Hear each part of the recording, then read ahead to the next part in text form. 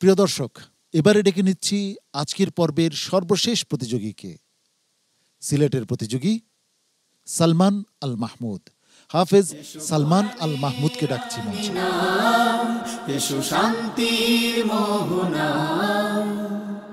আসসালামু আলাইকুম ওয়া রাহমাতুল্লাহি ওয়া বারাকাতুহু। ওয়া আলাইকুমুস সালাম ওয়া রাহমাতুল্লাহি ওয়া বারাকাতুহু। وقالوا لو شاء الرحمن ما عبدناهم أعوذ بالله من الشيطان الرجيم. بسم الله الرحمن الرحيم. حميم والكتاب المبين. إنا جعلناه قرآنا عربيا لعلكم تعقلون. وإنه في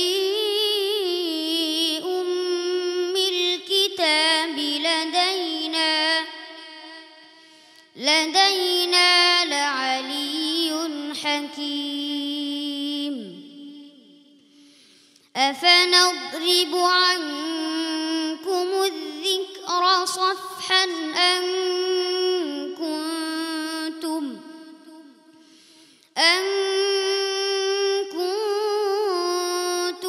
قوما مسرفين. وكم أرسلنا من نبي في الأولين وما يأتيهم من نبي إلا كانوا به يستهزئون. فأهلكنا أشد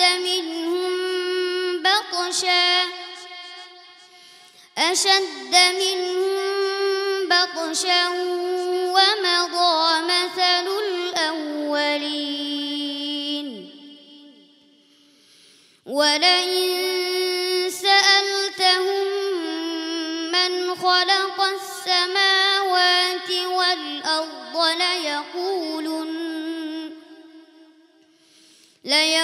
ليقولن خلقهن العزيز العليم. الذي جعل لكم الأرض مهدا وجعل لكم فيها سبلا لعلكم تهتدون.